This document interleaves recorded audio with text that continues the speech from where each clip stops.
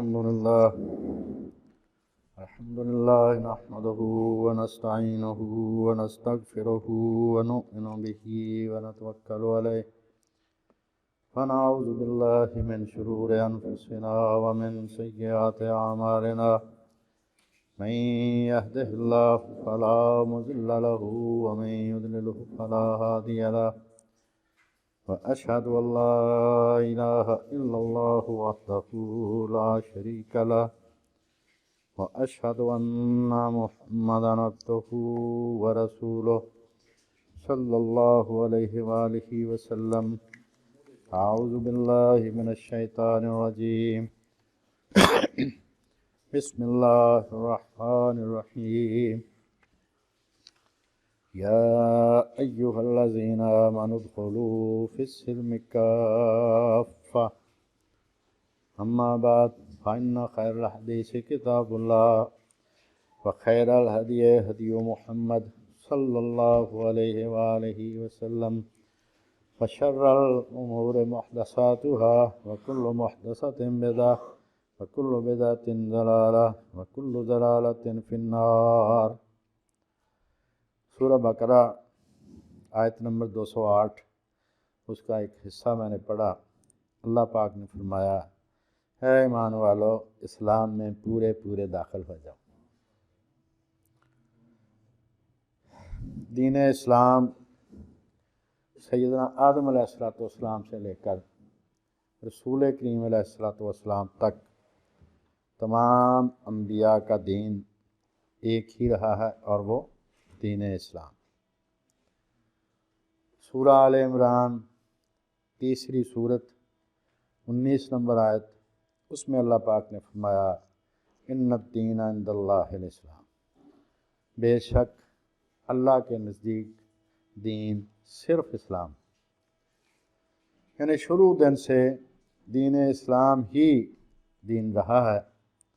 مثلا سورہ حج 22 نمبر سورت 78 نمبر آیت میں سیدنا ابراہیم علیہ السلام کے بارے میں اللہ پاک نے فرمایا کہ انہوں نے تمہارا نام مسلمان رکھا. اور سورہ آل عمران 67 نمبر آیت میں تیسری سورت کی 67 نمبر آیت میں اللہ پاک نے فرمایا کہ سیدنا ابراہیم علیہ السلام مسلمان تھے. سیدنا یوسف علیہ السلام کی دعا سورہ یوسف 12 نمبر سورت کی 101 نمبر آیت میں ہے. جب ساری آزمائش ختم ہو گئی، سارا خاندان اکٹھا ہو گیا، اس وقت جو انہوں نے دعا کی اس میں انہوں نے اللہ تعالیٰ سے یہ دعا کی کہ اللہ مجھے اسلام پر موت دینا. یعنی تمام انبیاء کا دین پہلے دن سے دین اسلام ہی رہا. اس کے بعد سورہ بقرہ کی آیت نمبر 128 میں سیدنا ابراہیم اور سیدنا اسماعیل علیہ السلام کی دعا جو انہوں نے کعبہ تعمیر کرتے وقت کی، اس میں انہوں نے کہا کہ اے اللہ ہمیں مسلمان باقی رکھنا، یعنی جب تک زندہ رہیں تو ہم مسلمان ہی رہیں. سیدنا یعقوب علیہ السلام نے وفات کے وقت جو اپنے بیٹوں کو وصیت کی، اس میں انہوں نے فرمایا کہ اللہ نے تمہارے لیے دین اسلام چنا ہے، لہذا تم مرتے دم تک مسلمان رہنا، وَلَا تَمُوتُنَّ إِلَّا وَأَنْتُمْ مُسْلِمُونَ. یہ ہے سورۃ بقرہ کی دوسری سورت کی 132 نمبر آیت.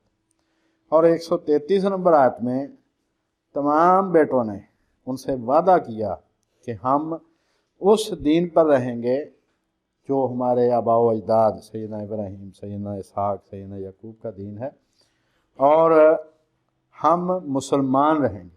یعنی انہوں نے تصدیق کی کہ ہمارے آباء و اجداد کا دین شروع سے دین اسلام ہی رہا.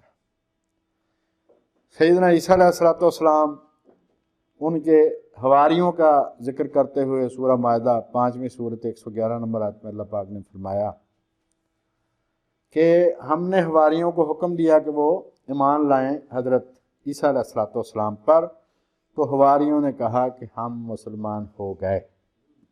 یعنی اس وقت بھی दीन इस्लाम ही दीन था। पहले दिन से लेकर जब अल्लाह पाक ने एक दफ़ा फरमा दिया कि इन्न दीन इंदल्लाहिल इस्लाम, उसके अलावा ये मज़ीद जो मिसालें हैं तमाम अंबिया कराम अलैहिमुस्सलातु वस्सलाम की जिनका ज़िक्र पाक कुरान मजीद में आया, तो उन सब का दीन सिर्फ इस्लाम ही था। इसी तरह सैयदना सुलेमान अलैहिस्सलाम ने जो मलका सबा को ख़त लिखा था उसमें भी कहा था कि तुम मुसलमान होकर मेरे पास आओ। तो तमाम अंबिया कराम अलैहिमुस्सलातु वस्सलाम का दीन इस्लाम ही था। अल्लाह पाक ने फरमाया कि ए मुसलमानों, ए लोगों जो ईमान लाने का दावा करते हो, इस्लाम में पूरे के पूरे दाखिल हो जाओ। लफ्ज़ सिलम सीन लाम मीम, इसके माना है अताअत, फरमा बरदारी। और यहाँ जो फरमाया गया कि अल्लाह और उसकी रसूल की अताअत इससे मुराद है। और अल्फाज के लिहाज से अगरचे ख़िताब तमाम मुसलमानों से है, लेकिन दरअसल ये रूए सुखन मुनाफिकीन की तरफ है कि जो ज़बानी तो इकरार करते थे लेकिन दिल से वो नहीं मानते थे। और उनका ज़िक्र ये पीछे आयात में हुआ है, क्योंकि ये जो सूरा मुहम्मद है उसकी 26 नंबर आयत, 47 नंबर सूरत की 26 नंबर आयत में फरमाया गया कि जो मुनाफिकीन हैं ये बाज़ मामलात में रसूलुल्लाह की बात मानते हैं, सब मामलात में रसूलुल्लाह की बात नहीं मानते। तो जिस आदमी का रवैया ये हो कि वो इस्लाम की कुछ बातें मानेगा, कुछ बातें नहीं मानेगा, ऐसा ही आदमी मुनाफिक होता है। और उनको कहा गया कि इस वो लोगों जो ईमान लाने का दावा करते हो, इस्लाम में पूरे के पूरे दाखिल हो जाओ। और सूरा निसा चौथी सूरत की 60 और 61 नंबर आयत में फरमाया कि जब मुनाफिकीन को अल्लाह और उसके रसूल की अताअत की तरफ बुलाया जाता है तो वो तरह तरह से गुरेज की राहें इख्तियार करते हैं, बहाने बनाते हैं कि किसी तरह से ये बात टल जाए। और एक रवायत में है कि रसूल करीम अलैहिस्सलातु वस्सलाम ने फरमाया कि तुम्हारा दीन उस वक़्त तक मुकम्मल नहीं हो सकता, तुम उस वक़्त तक मोमिन नहीं कहला सकते जब तक तुम्हारी सब ख्वाहिशात मेरी लाई हुई शरीयत के ताबे ना हो जाए। तो इस आयत में जो हुक्म दिया गया उसमें फरमाया गया कि सारे के सारे, सब के सब, बग़ैर किसी इस्तिस्ना यानी एक्सेप्शन और बग़ैर किसी तहफ़्फ़ुज़ के, रिज़र्वेशन कि किसी किस्म का कोई इस्तिस्ना नहीं है इसमें, अल्लाह और उसके रसूल की अताअत में दाखिल हो जाओ। बग़ैर किसी तहफ़्फ़ुज़ के, रिज़र्वेशन के, बग़ैर किसी इस्तिस्ना के अल्लाह और उसके रसूल की अताअत में दाखिल हो जाओ। और जब हम अंबिया इकराम अलैहिमुस्सलातु वस्सलाम के बारे में अलैहिस्सलाम कहते हैं तो उसका मतलब भी ये है कि आज के बाद ना मैं उनकी ज़ात पर कोई एतराज़ करूँगा, ना उनकी तालीम पर कोई एतराज़ करूँगा। यानी उनको हमारी तरफ से भी गारंटी है। एक तो यह ना कि अल्लाह ताला से उनके लिए दुआएं करते हैं कि अल्लाह पाक उन पर सलामती भेजे। दूसरी बात ये, इसका माना कि आज के बाद जब मैंने मान लिया है, मैं गारंटी करता हूँ कि आज के बाद किसी नबी और रसूल की ना ज़ात पर मैं कोई एतराज़ करूँगा, ना उनकी तालीम पर कोई एतराज़ करूँगा। अब जो इस्लाम है इसमें जो पूरे के पूरे दाखिल होने का फरमाया गया, इसका मतलब ये है कि इस्लाम मज़हब नहीं है, ये दीन है। मज़हब होता है अकायद, इबादत और रसूमात। वो इबादत गाह की चार दीवारी के अंदर, वहाँ पर खुदा को चार दीवारी से बाहर निकलने की इजाज़त नहीं होती। और ये जो दीन होता है ये अकायद, इबादत, रसूमात और मामलात, यानी सियासत, मुआशरत, मईशत, सब पर हावी होता है।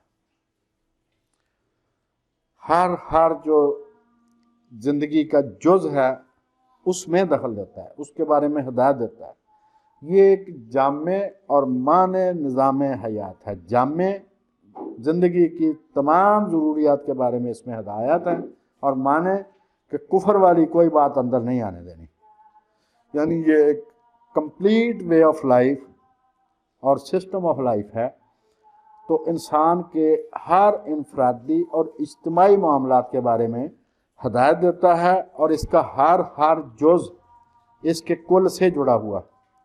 जो इस्लाम है ये कोई ऐसा नहीं है कि आपने कुछ चंद इबादत कर ली तो मुकम्मल हो गया दीन। इसका हर जुज़ दूसरे के साथ जुड़ा हुआ है, और ये नहीं हो सकता कि कोई मुसलमान, कोई शख्स तौहीद इस्लाम से ले ले, लेकिन इबादत के लिए वो मंदिर, मस्जिद, गिरजा सबको बराबर समझे।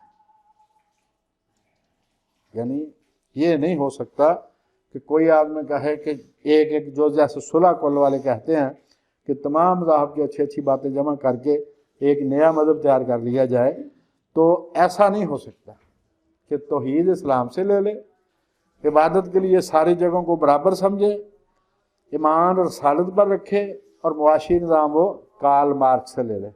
ऐसा नहीं हो सकता। मुआशी निज़ाम भी जो रसूलुल्लाह ने दिया है वही होगा। और ये भी नहीं हो सकता कि मोटी मोटी हिदायत इस्लाम की कबूल कर ले, मसलन तौहीद, लेकिन अखलाकी ज़ाब्ते वो गौतम बुद्ध से ले ले, जोगी बन के रहना शुरू कर दे। ऐसा नहीं हो सकता। मुआशियात, अखलाकियात, इज्तिमाइयात, जितने भी शोबे हैं वो सारे के सारे इस्लाम के अपने हैं, और उनके बारे में इस्लाम ने हदायत दी। किसी और फ़लसफ़ा, किसी और दीन और किसी और नज़रिया के साथ इस्लाम का अगर पैबंद उसमें लगाया जाए, इस्लाम में किसी और नज़रिया का, वो इसके साथ निभ नहीं सकता। अल्लाह ताला कहता है कि इस्लाम में पूरे के पूरे दाखिल हो जाओ, और इस्लामी निज़ाम के जो नताइज हैं, जो समरात हैं, वो सिर्फ़ उस सूरत में सामने आएंगे जब इस्लाम पर पूरे के पूरा अमल किया जाएगा। वरना वही मिसाल होगी जो सैयद मौदूदी रहमतुल्लाह अलैह ने मिसाल दी है कि एक घड़ी बड़ी कीमती है, एक घड़ी आम है आपके पास, तो एक घड़ी दूसरी है बहुत कीमती है। उस कीमती घड़ी का कोई पुर्जा निकाल के इस घड़ी में लगा दें, हालांकि वो बड़ी कीमती घड़ी का पुर्जा है, लेकिन वो घड़ी नहीं चलेगी। इसका ही पुर्जा लगाया जाएगा तो वो घड़ी चलेगी। तो कोई आदमी किसी और दीन की किसी तालीम को चाहे कितना भी बहुत कदर वाली समझे, लेकिन जब इस्लाम में वो पैबंद लगाएगा तो वो नतीजा सामने नहीं आएगा जो इस्लाम के अपने जो अहकाम हैं, उसकी जो तालीमात हैं, उन पर पूरा पूरा अमल करने के बाद होगा। कुरान मजीद ने चूँकि ज़िंदगी के हर शोबा के बारे में, अहादीस में ज़िंदगी के हर शोबा के बारे में हिदायत दी गई हैं, लिहाजा ये इस्लामी तालीम का दायरा असर, जिसको हम स्कोप कहते हैं, और इसकी जो अहमियत है वो पूरी की पूरी ज़िंदगी पर हावी है। कोई शोबा ऐसा नहीं जिसके बारे में कुरान और हदीस में हिदायत ना हो, क्योंकि हदीस क्या है? कुरान मजीद की तफसीर। तो रसूलुल्लाह ने जो हुक्म कुरान मजीद में आए थे उन पर अमल करके दिखा दिया। उसमें इनफरादी काम भी सारे आ गए, इज्तिमाई काम भी सारे आ गए। एक फ़र्द के ज़िंदगी के तर्ज़ अमल से लेकर इंटरनेशनल लॉ तक रसूलुल्लाह ने सारी ही किस्म की हिदायत दी। और अहादीस के किताबों की सिर्फ फ़हरिस्त आप देख लें, उसमें होगी किताब सीयर, वो है इंटरनेशनल लॉ। कौन दे रहे हैं? नबी उम्मी। ये ज़हन में रखना है कि जब आप कोई बात सुने मईशत के बारे में, रसूलुल्लाह ने मिसाल के तौर पर एक फ़िक्रा आपने फरमा दिया, मईशत का रुख चेंज कर दिया और पूरे मुल्क की, पूरी दुनिया की इकानमी को मुतहर्रिक कर दिया। ये है खूबी आपकी। तो जब भी ऐसी कोई बात सामने आए तो आपने जहन में लाना है कि ये नबी उम्मी ने बताया। वो नबी, वो रसूल जिसने किसी उस्ताद से तालीम हासिल नहीं की थी। इसका मतलब ये है कि इतनी आला तरीन तालीम वो सिर्फ खुदा के बताने से, और आप खुदा के सच्चे रसूल हैं। जितनी भी चीज़ें आपने बताई हैं वो आपकी रिसालत पर दलील हैं कि आप खुदा के सच्चे रसूल थे। उसकी एक मिसाल, आप अलैहिस्सलाम ने, जो कुरान मजीद ने भी सूद को हराम किया, आप अलैहिस्सलाम ने प्रैक्टिकली उसका ऐलान फरमा दिया। तो अब पैसे की खरीदो फरोख्त तो है सूद, पैसा बेचें यानी लोन किसी को दें, वो बेचना ही है कि उस पर ज्यादती लेनी है, या किसी से लें तो पैसे की खरीदो फरोख्त तो है सूद, उसको आपने मना कर दिया। अगर सिर्फ पैसे की खरीदो फरोख्त होगी तो मईशत में बेहतरी नहीं आएगी, लेकिन आप अलैहिस्सलाम ने क्या फरमाया, सूद को हराम कर दिया, अशिया के खरीदो फरोख्त को जायज़ कर दिया। उसका नतीजा क्या निकला कि हर आदमी चीज़ें बनाएगा, उनको बेचेगा, उसके अलावा वो ख़रीदेगा भी, तो एक ऐसा चेन ऑफ एक्शन शुरू हो जाएगी, एक ऐसा अमल शुरू हो जाएगा जिसके नतीजे में हर शख्स फिज़िकली अशिया बनाएगा, बेचेगा, ख़रीदेगा और पूरे मुल्क की मीशत बेहतर हो जाएगी। हर आदमी उसमें काम में हिस्सा लेगा। सबको पता होगा कि पैसा बेचना और ख़रीदना मना है, चीज़ें बेचना और ख़रीदना हलाल है। तो यही बात जो कुरान मजीद में फरमाई गई थी ना, ये काफिर कहते हैं कि तिजारत और सूद बराबर है। अल्लाह पाक ने फरमाया इनको शैतान ने छू कर पागल बना दिया है। तो जब थोड़ा सा गौर करें तो पता चलता है कि अगर पैसे की खरीदो फरोख्त यानी सूद का काम हो तो मीशत नहीं चलती। जब अशिया की खरीदो फरोख्त का काम हो तो सारी ही मीशत ऐसे चलती है जैसे बहुत सारे पुर्जों वाली मशीन चल पड़ती है कि हर पुर्जा काम करना शुरू कर देता है। लोगों की आमदनों में इजाफा होता है, उनके खर्चे में, जिसका खर्चा है वो किसी की आमदन बन रहा है, तो सारी मीशत ही चल पड़ती है। तो रसूलुल्लाह ने जो फरमाया, कुरान और हदीस की जो तालीम है, जो इस्लाम की तालीम है, उसका दायरा कार, उसका स्कोप, उसका दायरा असर वो ज़िंदगी के हर शोबे में, एक फ़र्द से लेकर कौमी सतह तक, बैन अवी सतह तक और इज्तिमाई तमाम शोबों तक, चाहे वो मुआशी हो यानी जिसमें रोटी कमाने का फ़न, चाहे वो मुआशरती हो लोगों से मेल जोल कैसे करना, चाहे वो मामला दूसरे हो, सियासी हो, सियासत कहते हैं मैनेजमेंट को, इंतज़ाम को, तो किसी भी शोबे में आप जाएं तो रसूलुल्लाह ने 10 साल खुद उस पर अमल करके दिखा दिया कि ये सारे का सारा काबिल अमल। अगर कोई थ्योरी थी तो उसको प्रैक्टिकल 10 साल करके दिखा दिया। और यही शान है दुनियावी लिहाज से। वैसे तो उनकी शान वही है जो अल्लाह पाक ने उनकी शान, और उनकी शान हर लम्हा बढ़ रही है, क्योंकि पूरी दुनिया में जितनी भी नेकी हो रही है वो अंबिया की बताई हुई है और आखिर में रसूलुल्लाह की बताई हुई है। तो इस्लाम का इसाले सवाब का असूल ये है कि जो आदमी किसी को नेकी की राह पर लगाएगा तो जब तक वो दुनिया में नेकी नस्ल दर नस्ल चलती रहेगी, बताने वाले को, शुरू करने वाले को बराबर का सवाब मिलेगा। और गुनाह अगर किसी ने बुरा काम को जारी किया है, कोई ऐसी शरारत की जिसके नतीजे में गाँव में या शहर में कत्ल वगारत शुरू हो गई, तो जितने कत्ल होंगे उन सब का बराबर का वो शरारती के खाते में भी अजाब लिखा जाएगा।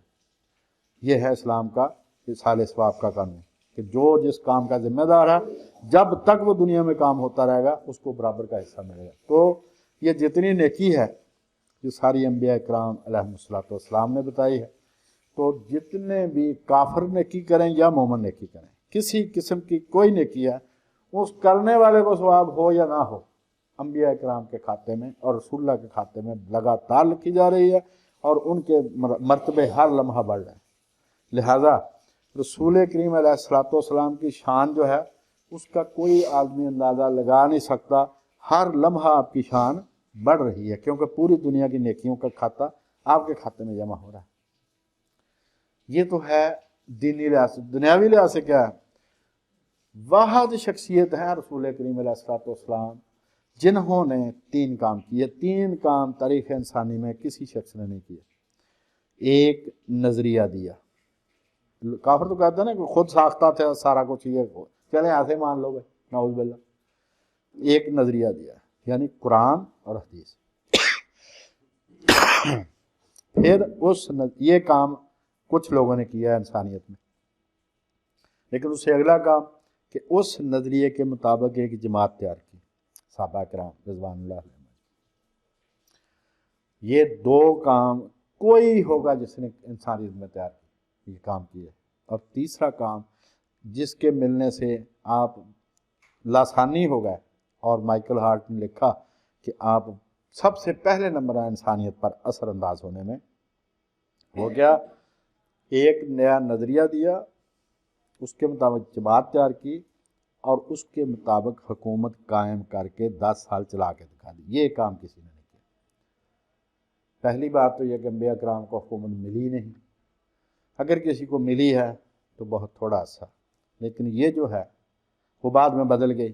حضرت سلیمان کے بیٹے کے دور میں آ کے سارا وہ نظام خراب ہو گیا تھا، لیکن یہ حکومت جو ہے وہ 1500 سال سے چل رہی. کوئی ٹائم ایسا نہیں آیا آپ کی بعثت کے بعد کہ مسلمانوں کے پاس حکومت نہ رہی ہو، یا دنیا سے مسلمان ختم ہو گئے، یا دنیا سے قرآن گم ہو گیا. ایسا نہیں ہوا. جو آپ نے جاری کیا وہ چل رہا ہے.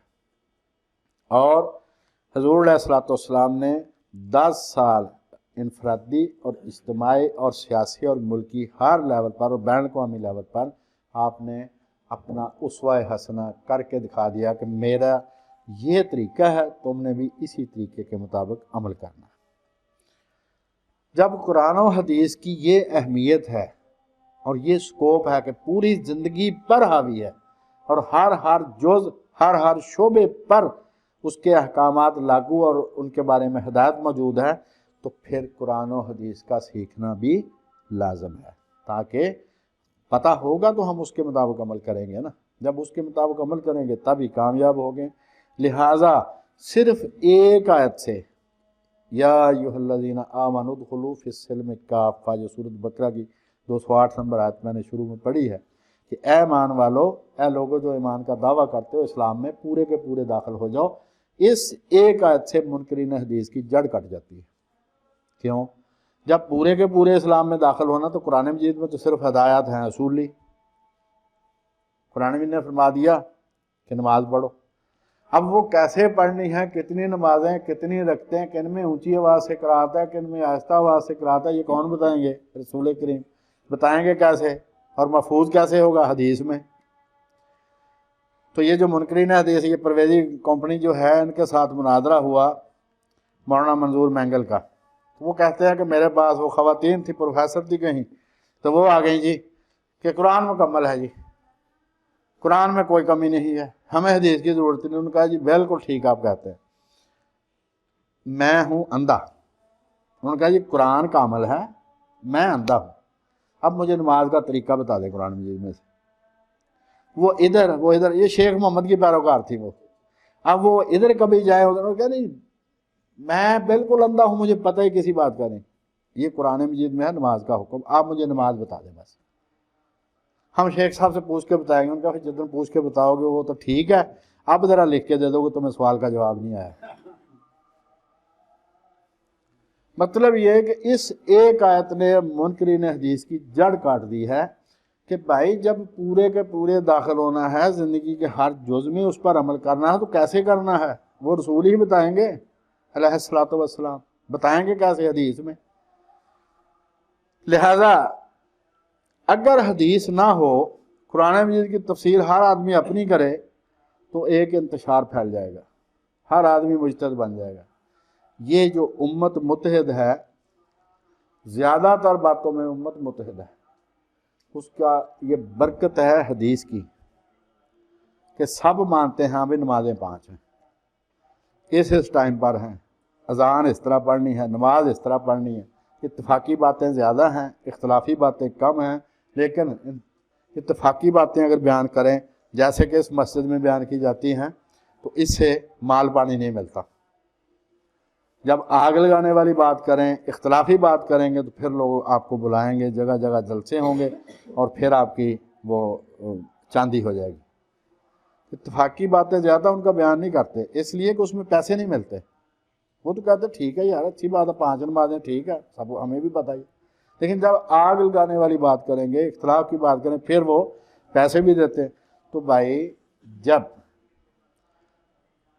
قرآن مجید کی تشریح رسول اللہ کی نہیں ماننی تو پھر اپنی اپنی کرنی ہے. جب اپنی اپنی کرنی ہے تو کوئی مرکز نہ رہا. یہی وہ چاہتے ہیں جو ان کے آقا پیچھے بیٹھے ہوئے ہیں کہ حدیث کا انکار کرو، ذہنی آوارگی اور ذہنی انتشار پھیل جائے گا اور اسلام ختم ہو جائے گا. یہی وہ چاہتے ہیں.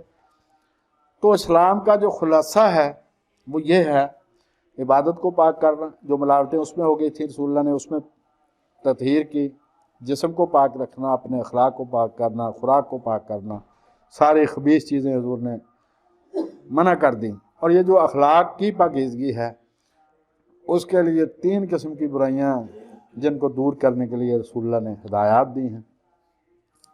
پہلی برائیاں ہیں عقیدے کی،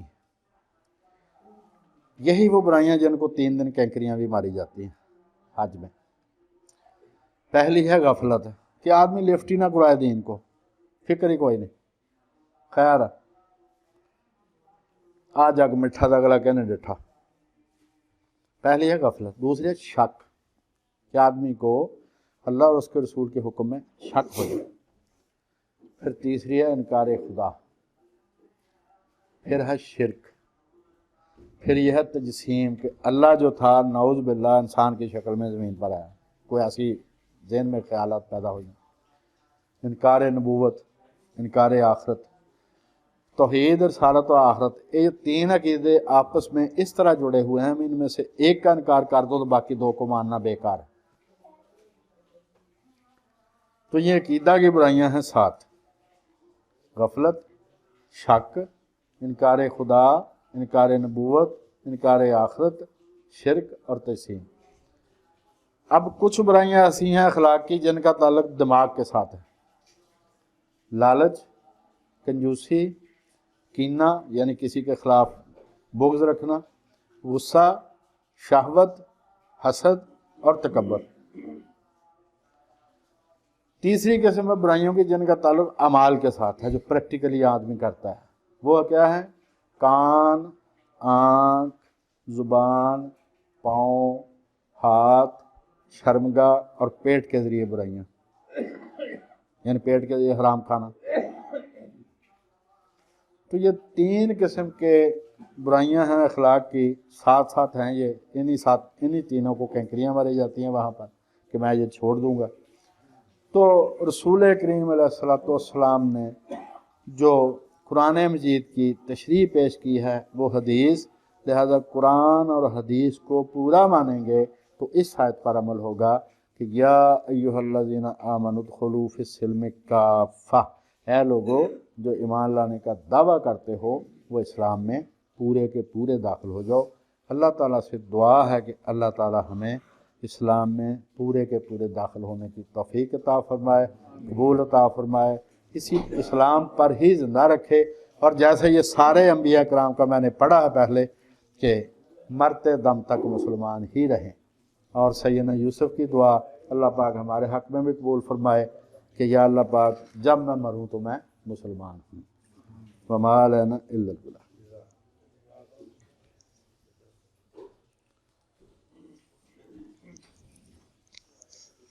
الحمد للہ رب العالمین الرحمن الرحیم اللہم صلی علی محمد وعلی آل محمد وبارک وسلم وعلی سائر الانبیاء والمرسلین صلاۃ اللہ یحصیہا الا انت لا الہ الا انت سبحانک انی کنت من الظالمین۔ اللہم صلی علی سیدنا محمد وعلی آل سیدنا محمد صلاۃ تنجینا بہا من جمیع الاحوال والآفات وتقضی لنا بها جميع الحاجات وتطهرنا بها من جميع السیئات وترفعنا بها عندك أعلى الدرجات وتبلغنا بها أقصى الغایات من جميع الخیرات في الحیاة وبعد الممات۔ سبحان ربك رب العزة عما يصفون وسلام على المرسلين والحمد لله۔